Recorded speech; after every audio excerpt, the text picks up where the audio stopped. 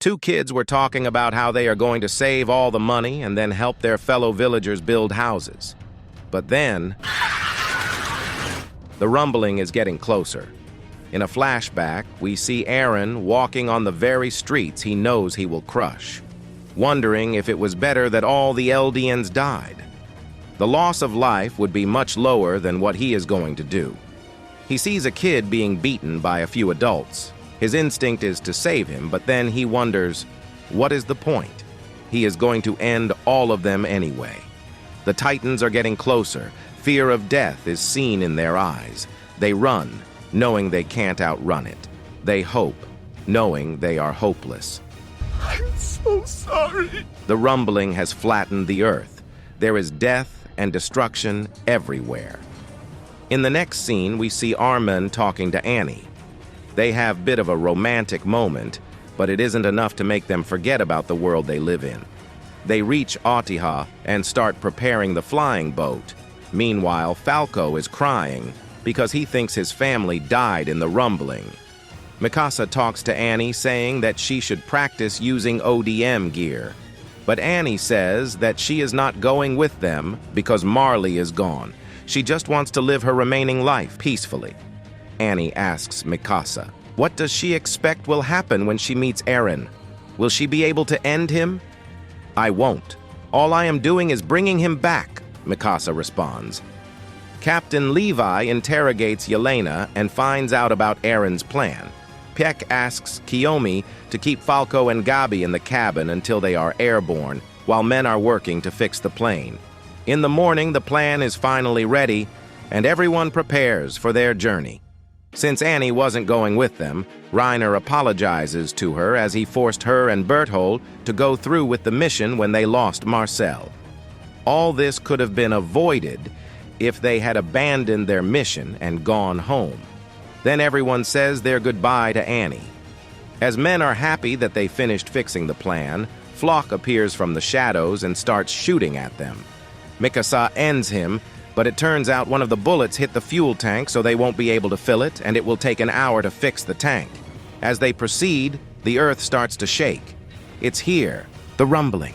Armin says that he will stay back and slow them down, but Reiner argues that he can't stay because he is their only trump card against Eren. Hange says that she will be the one to stay in order to slow the Titans down and makes Armin the commander of the scouts. There she goes, sacrificing herself so that others can get a chance to get away. She fights the Titans while they fix the flying boat. Finally, the boat is ready and they fly off, but sadly, Hange couldn't make it. Everyone was sad, but they had to move on. They started to make a plan, but they don't know where Eren is in the founding Titan. However, they can blast the whole thing by the power of Armin's colossal Titan. But this would be their last resort, as they would try talking to Eren first. Captain Levy argues that Eren is controlling the Titans through Zeke, so ending Zeke should stop the rumbling.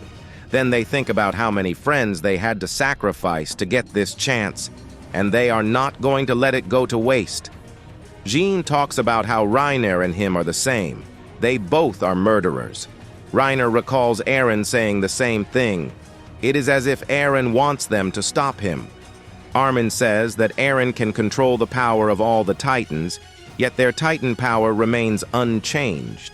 Eren is letting them act freely. Suddenly, they are teleported to the paths.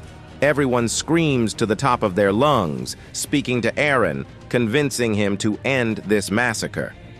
The rumbling will not stop, Eren responds. They see Eren in the distance and start running towards him. However, they never catch up to him and end up in the same spot they started from. Armin asks Eren why he brought them here if he isn't going to listen to them.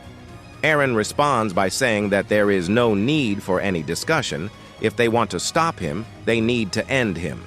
They are teleported back to the flying boat. In the next scene, we see Annie and Kiyomi on a ship.